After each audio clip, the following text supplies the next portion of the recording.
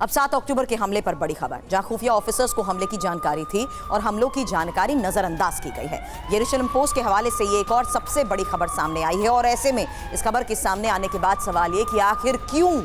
हमलों की जानकारी ऊपर तक नहीं पहुंचाई गई, आखिर क्यों समय रहते एक्शन नहीं लिया गया। इस पर सुधाकर सर मैं आपका जवाब चाहूंगी, लेकिन उससे पहले ये इन्फॉर्मेशन, क्योंकि हम लोग की जानकारी पहले से थी, इसको लेकर बड़े दावे किए जा रहे हैं और इंपॉर्टेंट ये भी है कि किस तरीके से लगातार ये भी स्पेकुलेशंस लगाए जा रहे हैं और ये भी साफ तौर पर कहा जा रहा है कि हम लोग की जानकारी पहले से थी और आईडीएफ के इंटेलिजेंस ऑफिसर्स के पास ये जानकारी थी। खुफिया रिपोर्ट को भी नजरअंदाज किया गया,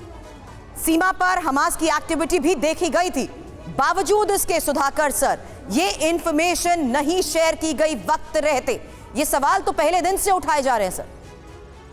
तो भी बहुत अच्छा सवाल आप उठा रहे हैं। देखिए, इजराइल पिछले 4 साल क्यों 2 साल के अंदर बहुत सारे जो लीडरशिप चेंज हुए हैं और Israel as a nation state इनका नेशनल सिक्योरिटी के ऊपर सेंटर ऑफ ग्रेविटी या सेंट्रल पॉइंट हुआ करता था काफी सालों तक। लेकिन पिछले 2 ढाई या आप मान के चलिए ज्यादा 4 साल के अंदर जो नेशनल फोकस है ये इंटरनल एडमिनिस्ट्रेशन की तरफ वो शिफ्ट हो गया है। तो इसमें जो लापरवाही है ना केवल सिविल सिटीजनरी के बीच में या समाज के बीच में फैला हुआ है, बल्कि डिफेंस फोर्सेस आईडीएफ के अंदर भी काफी लैकरडैजिकल या कैजुअल एटीट्यूड आया है, जिसके वजह से मेरे को समझना है, मेरे असेसमेंट के मुताबिक ये कहीं ना कहीं दखलअंदाज किए हैं, नजरअंदाज किए हैं और एक दूसरा जो चेन ऑफ हायरार्की है ये रिपोर्टेज ठीक तरह नहीं दिया गया है, क्योंकि इन्होंने ये सोचा है जुडिशियल प्रॉब्लम आज के दिन में